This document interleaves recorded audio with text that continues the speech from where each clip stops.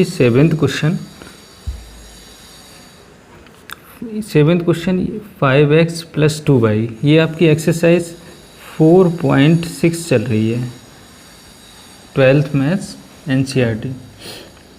तो एक्सरसाइज 4.6 का ये सेवेंथ क्वेश्चन है। इसमें आपको इंस्ट्रक्शन आपको गिवन है कि solve system of linear equations using matrix method. तो मैट्रिक्स के थ्रू आपको इसमें इस लीनियर इक्वेशन को सॉल्व करना है। तो देखिए कैसे करते हैं। सबसे पहले तो आप ए की वैल्यू निकालिए। ए मैट्रिक्स यहाँ से अगर हम देखें तो क्या आ जाएगी, 5 2 7 3, ये आ गई। उसके बाद एक्स आपकी मैट्रिक्स इसमें क्या होगी, एक्स मैट्रिक्स हो जाएगी एक्स वाई, जो वेरिएबल होते हैं वो आपकी एक्स मैट्रिक्स में आते हैं। उसके बाद बी मैट्रिक्स आपकी बनेगी 4 5, ठीक। तो ये चीज़ आपको समझ में आ गई होगी। अब उसके बाद इक्वेशन आपकी एक होती है x = A 1 B, A 1 B। तो सबसे पहले तो हमें सबसे पहले तो देखो इन्वर्स इसका आएगा कि नहीं आएगा, ये भी तो हमें चेक करना पड़ेगा। तो उसके लिए हम क्या करें, हम डिटरमिनेंट इसका निकालते हैं। किसका, ए का डिटरमिनेंट निकालते हैं। उससे हमें ये पता चलेगा कि जो ये सिस्टम है ये कंसिस्टेंट है कि इनकंसिस्टेंट है। तो डिटरमिनेंट ए निकालें यहाँ से, तो ये हो जाएगा। तो डिटरमिनेंट जब आप इसका निकालोगे ए मैट्रिक्स का, तो 5 7 2 3 ये होगा, 5 7 2 3। तो 5 3 जा 15 - 7 2 जा 14 = 1, इज़ नॉट इक्वल टू 0। तो हम यहाँ से कह सकते हैं कि जो ये गिवन सिस्टम ऑफ इक्वेशन है ये कंसिस्टेंट है, मींस इसकी कुछ यूनिक वैल्यू होगी एक्स वाई की। तो इसका अब यहाँ से एक बात और ये पता चल गई, जैसे कि हमने पहले पढ़ा होगा कि singular and non singular matrix, अगर डिटरमिनेंट ए आपका क्या हो जाता है, अगर आपका डिटरमिनेंट ए = 0 हो जाएगा, तो उस केस में क्या होता है 0, तो सिंगुलर मैट्रिक्स। अगर 0 नहीं होता है तो नॉन सिंगुलर मैट्रिक्स। तो नॉन सिंगुलर मैट्रिक्स का ही इन्वर्स निकलता है, ये कहने का मतलब है। तो यहाँ से हम क्या निकालें, हमें तो ए इन्वर्स चाहिए। तो डिटरमिनेंट ए से कंफर्म हो गया कि इसका इन्वर्स आ सकता है। तो अब इसके बाद हमें क्या करना पड़ेगा, ए इन्वर्स का फॉर्मूला देखिए, आपको मालूम है कि कितना होता है, 1 determinant A then adjoint A, ये होता है। तो एडजॉइंट ए की बात हम करें तो एडजॉइंट ए इसका क्या हो जाएगा, इसके आप या तो आप एक्सपेंड करके उस तरीके से निकाल लीजिए, मतलब कोफैक्टर निकाल के कोफैक्टर से कर लीजिए, या तो आप ऐसे डायरेक्ट कर सकते हो कि ये जो होंगे ये दोनों इंटरचेंज हो जाएंगे। 3 यहाँ पे आ जाएगा, 5 इधर, तो 3 5 और इसके साइन चेंज हो जाएंगे, -7 -2, ये एडजॉइंट आ गया। अब यहाँ पे एडजॉइंट ए की वैल्यू रख देंगे, यहाँ पे डिटरमिनेंट की वैल्यू रख देंगे। तो देखिए यहाँ से ए इन्वर्स आपका क्या निकल के आ जाएगा, ए इन्वर्स की अगर हम बात करें तो 1/1 डिटरमिनेंट ए देन 3 -7 -2 5। तो ए इन्वर्स की वैल्यू आ गई 3 -7 -2 5। ओके, अब क्या निकालना है, अब इसमें वैल्यू पुट करनी पड़ेगी इसमें, तभी तो एक्स वाई की वैल्यू आएगी। एक्स की जगह एक्स वाई ये मैट्रिक्स आपकी रहेगी, और ए इन्वर्स 3 -7 -2 5 और बी मैट्रिक्स 4 5।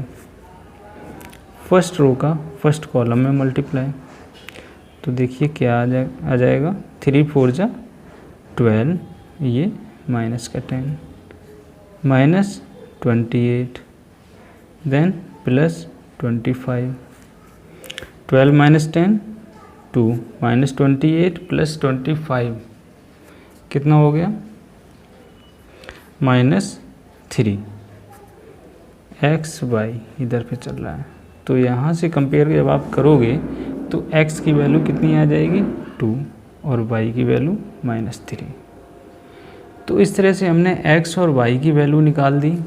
अब जैसे ये एग्ज़ाम में क्वेश्चन अगर आ गया तो आप कैसे कंफर्म करोगे कि ये जो आपने x y की वैल्यू निकाली है वो सही है कि नहीं है। तो इसको आप वहाँ रफ में चेक भी कर सकते हो। चेक कैसे करोगे कि 5x + 2y आपकी इक्वेशन मान लीजिए ये गिवन है। ये फर्स्ट कोई भी इनमें में से कोई भी इन दो इक्वेशन आपको गिवन है उनमें में से कोई एक ले लीजिए कोई भी और उसमें वैल्यू पुट कर दीजिए 5 × 2 + 2 × -3 और ये = 4 चल रहा है। 5 × 2 = 10 और ये -6 और = 4 चल रहा है। अब देखिए यहाँ पे 4 = 4 आ गया। मीन्स आप किसी भी इक्वेशन में आप पुट करोगे ये x y की वैल्यू या z गिवन होता तो x y z की वैल्यू उसमें मतलब जो भी वैल्यू आपकी आई वो आप पुट कर देना किसी भी इक्वेशन में। अगर उसमें left hand side = right hand side अगर हो जाता है तो उस केस में आपकी x y की जो वैल्यू आपने निकाली है वो बिल्कुल सही है। ठीक, आई होप आपको ये 7th क्वेश्चन अच्छे से क्लियर हो गया होगा। तो चलिए हम 8th क्वेश्चन सॉल्व करते हैं। देखिए 8th क्वेश्चन की अगर बात करें तो इसमें इक्वेशन आपको गिवन है 2x - y = -2 then 3x + 4y = 3। Then हम अब यहाँ से हम a की वैल्यू निकालें तो a की मैट्रिक्स क्या हो जाएगी 2 - 1 3 4 और x मैट्रिक्स तो आपकी हो जाएगी जो आपकी वेरिएबल हैं इसमें x y then b matrix -2 3 ये b मैट्रिक्स। तो x y की इसमें वैल्यू फाइंड आउट करनी है तो इसके लिए सबसे पहले तो डिटरमिनेंट निकालना पड़ेगा। डिटरमिनेंट निकालने के लिए क्योंकि a इन्वर्स भी निकालना पड़ेगा तो डिटरमिनेंट से ये पता चलेगा कि इन्वर्स इसका आ सकता है कि नहीं आ सकता है। तो इन्वर्स निकालते हैं 2 3 -1 4 then 2 4 = 8 then -3 8 + 3 11। Determinant a is not equal to 0 then inverse exist. ठीक, तो अब यहाँ से एडजॉइंट भी निकालना पड़ेगा। इसका एडजॉइंट निकालते हैं। एडजॉइंट a तो वही वाला मेथड इंटरचेंज साइन चेंज +1 ये +1 हो जाएगा। ओके, एडजॉइंट a आ गया। उसके बाद a इन्वर्स की अगर हम बात करें तो 1 डिटरमिनेंट a × एडजॉइंट a। तो a इन्वर्स = 1/11 × एडजॉइंट a 4 - 3 1 2। ये इस तरह से a इन्वर्स आ गया। ओके, इसको एज इट इज़ ऐसी बना रहने दीजिए 1/11 4 - 3 1 2। आप चाहो तो 11 का इसमें डिवाइड भी कर सकते हो बट इसको बाहर ही रखो क्योंकि अंदर ये चला जाएगा तो ये फ्रैक्शन में आ जाएंगी वैल्यू। फ्रैक्शन में ना आए वैल्यू तो अभी आप इसको यहीं रखिए क्योंकि कैलकुलेशन करनी पड़ेगी। तो x = a इन्वर्स × b। इधर तो x y आपका चल रहा है और a इन्वर्स की वैल्यू 1/11 4 - 3 1 2 और b की वैल्यू -2 3। मल्टीप्लाई करते हैं इस रो का इस कॉलम में मल्टीप्लाई -8 देन +3 +6 देन +6 ये +6 हो जाएगा इसमें मल्टीप्लाई +6 हो जाएगा 1/11 देन ये कितना हो गया -5 और यहाँ पे 12। अब इसको कर सकते हैं 11 से डिवाइड -5/11 देन 12/12 12/11 हो जाएगा एक्स वाई। तो x की वैल्यू आ गई आपकी -5/11 और y की वैल्यू 12/11। तो इस तरह से हमने ये 8th क्वेश्चन कंप्लीट कर लिया। इन एक्स वाई की वैल्यू को आपको अगर चेक करना है, इन एक्स वाई की वैल्यू को आपको चेक करना है कि ये सही है कि नहीं, तो आप ये जो दो इक्वेशन आपको गिवन है इस क्वेश्चन नंबर 8 में, तो किसी भी इक्वेशन में आप एक्स वाई की वैल्यू पुट कर दो तो left hand side is equal to right hand side आना चाहिए, तो आपकी वैल्यू ये सही है। चेक कर सकते हो इसको, है ना। उसके बाद हम नेक्स्ट 9th क्वेश्चन सॉल्व करें।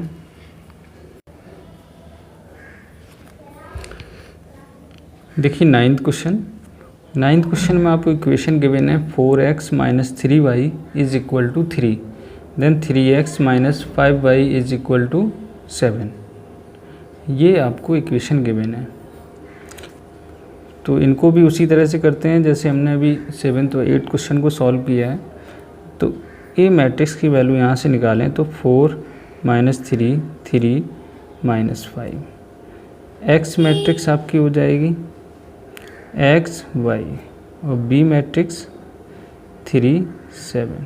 ठीक, ये हम किसके अकॉर्डिंग करते हैं, ये इक्वेशन आपकी है A X is equal to B, इसके अकॉर्डिंग हम निकालते हैं। ठीक, तो अब इसका हमें डिटरमिनेंट निकालना पड़ेगा। 4 3 - 3 5 -5 डिटरमिनेंट निकालें तो इसका इसमें मल्टीप्लाई तो -20 हो जाएगा, देन माइनस ये माइनस का 9, देन -20 + 9 -11 हो गया। Determinant is not equal to 0, then ये सिस्टम जो है इस given linear equation has unique solution. Okay, then X Y अब क्या करना पड़ेगा, हमें इन्वर्स निकालना पड़ेगा, ए इन्वर्स। तो ए इन्वर्स के लिए आप एडजॉइंट निकालो सबसे पहले। तो एडजॉइंट ए देखिए क्या आ जाएगा, इनको इंटरचेंज कर देते हैं, -5 4, ये -3 हो जाएगा, ये +3, एडजॉइंट आ गया। ए इन्वर्स की वैल्यू निकालें तो 1/-11, देन अब एडजॉइंट ए यहाँ पे रखना पड़ेगा, -5 -3 3 4। अब उसके बाद देखिए इक्वेशन आपकी होती है x is equal to A inverse B. x आपकी वैल्यू है एक्स वाई, ये आपकी मैट्रिक्स ए इन्वर्स मैट्रिक्स क्या है 1/11 4। बी मैट्रिक्स आपको गिवन है, बी मैट्रिक्स क्या है 3 7। तो इनको मल्टीप्लाई करते हैं, फर्स्ट रो का फर्स्ट कॉलम में मल्टीप्लाई होगा तो क्या कंडीशन बनेगी, -1/11, then -15, then +21, then -9, then 28, -1/11 -15 + 21 + 6, then -9 + 28, then 19। Okay, और इधर आपकी एक्स वाई मैट्रिक्स ये चल रही है। तो अब इसको 11 से डिवाइड कर देते हैं, -1/11 से मल्टीप्लाई, तो ये वैल्यू आ जाएगी -6/11 -19/11। x की वैल्यू हो गई -6/11 और y हो जाएगा -19/11। तो x y की वैल्यू हमने यहाँ से निकाल दी। अब x y की वैल्यू को इनको चेक भी कर सकते हो आप, किसी भी इक्वेशन पुट कर दो, वहाँ से अगर left hand side is equal to right hand side हो जाती है तो उस केस में x y की वैल्यू आपकी सही होगी। उसके बाद x is equal to A inverse b। तो इसका सबसे पहले तो हम डिटरमिनेंट निकालते हैं। डिटरमिनेंट क्या हो जाएगा 5 3 2 2, 5 2 जा 10 माइनस 3 2 जा 6 4। तो डिटर्मिनेंट जो इसका आया वो कितना आया 4। ओके, देन अब इसके बाद अब क्या करना पड़ेगा, इन्वर्स निकालना है तो एडजॉइंट भी चाहिए, तो एडजॉइंट ए, तो एडजॉइंट ए आ जाएगा 2 5 माइनस 3 माइनस 2। ओके, ये एडजॉइंट आ गया। Then A inverse is equal to 1 upon determinant A adjoint A, 1 upon determinant A 4 into adjoint A का मतलब 2 minus 2 minus 3 then 5, A inverse की वैल्यू।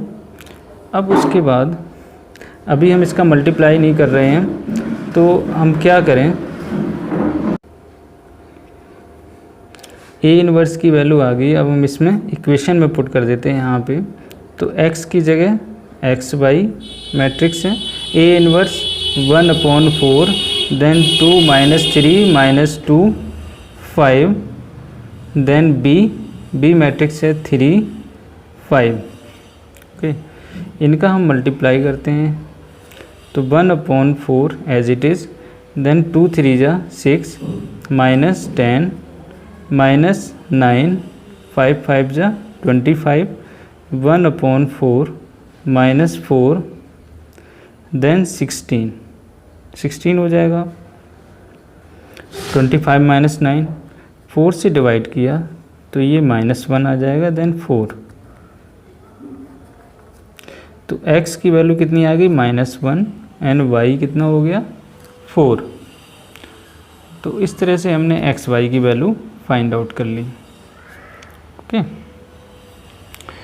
उसके बाद नेक्स्ट 11th क्वेश्चन सॉल्व।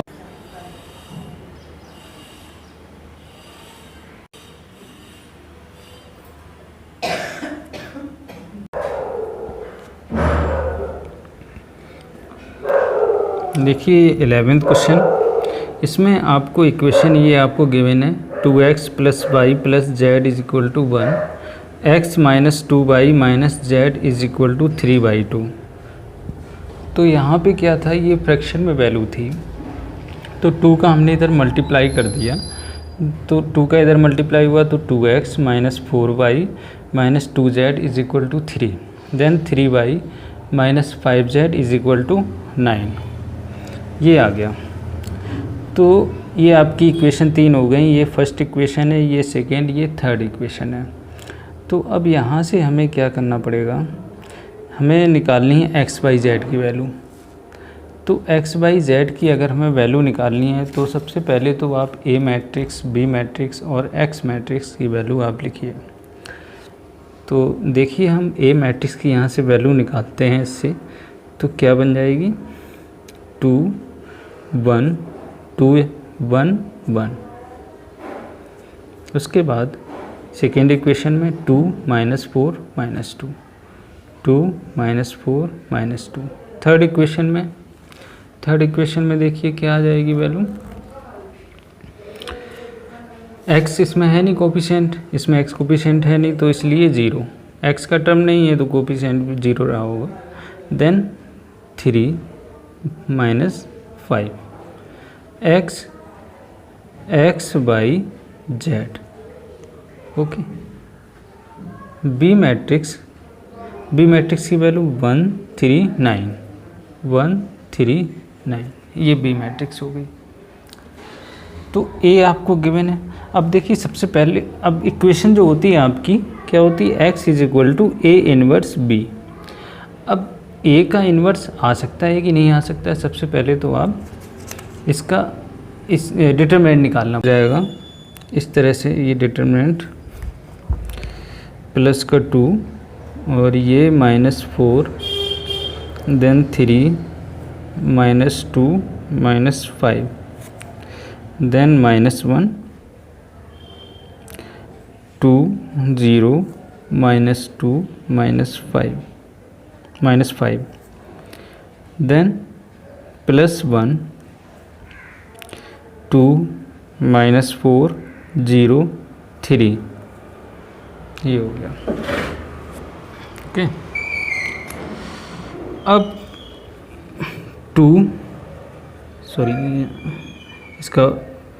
इसका determinant निकालेंगे तो ये हो जाएगा, ये प्लस का 20 देन -6 तो प्लस का 6 हो जाएगा, -1 देन -10 -0 +1 देन 2 3 जा 6 देन -0 0 हो जाएगा। ये 26 + 10 +6 ये आ जाएगी वैल्यू। अब देखिए 26 2 जा कितना हो जाएगा यहाँ पे, तो ये हो जाएगा आपका 52 + 16 और 6 + 2 8 5 + 1 68 वैल्यू आ जाएगी यहाँ पे। तो अब आगे हम सॉल्व करते हैं। ए डिटरमिनेंट ए तो हमने निकाल दिया। अब उसके बाद एडजॉइंट ए निकालेंगे तो कोफैक्टर निकालने पड़ेंगे, मतलब A11 A12 A13 then A21 A22 A23 A31 A32 A33 dash, मतलब ये ट्रांसपोज इसका बाद में करना पड़ेगा। तो कोफैक्टर देखिए हम निकालते हैं इसकी। तो A11 की वैल्यू -1 होल पावर 1 + 1 हो जाएगी। तो ये एडजॉइंट मैंने पहले भी कुछ वीडियोस में बता रखा है, तो वहाँ से भी आप जो अभी इस टाइम वीडियो देख रहे हैं एडजॉइंट निकालना, तो प्लीज़ आप पहले वो वीडियोस देख लीजिए, उसमें मैंने काफ़ी डिटेल में बताया हुआ है, तो आप आसानी से समझ जाओगे। -4 देन 3 -2 -5 ओके। देन उसके बाद अब देखिए -1 की होल पावर 2, तो ये हो जाएगा आपका +1 देन मतलब प्लस का 20 हो जाएगा देन -6 देन +6, तो 26 आ गया आपको ओके। अब A12 की वैल्यू निकालते हैं, -1 1 + 2, तो इसमें ये हो जाएगा 2 0 -2 -5। ये जितनी वैल्यू है मैं ए मैट्रिक्स से लिख रहा हूँ, तो ये हो जाएगा आपका -1 की होल पावर, तो ये -1 देन -10 -0 +10 A13 -1 1 + 3 देन 1 + 3 13 की वैल्यू, तो देन 2 -4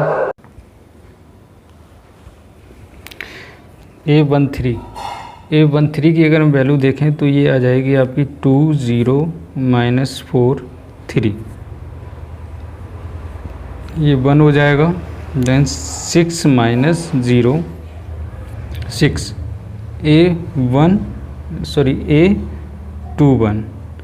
A21 की वैल्यू आप निकालोगे तो -1 देन 2 + 1 देन ये हो जाएगी आपकी वैल्यू 1 3 1 -5, तो यहाँ से तो -1 मिलेगा देन -5 -3, तो ये 8 आ जाएगी वैल्यू।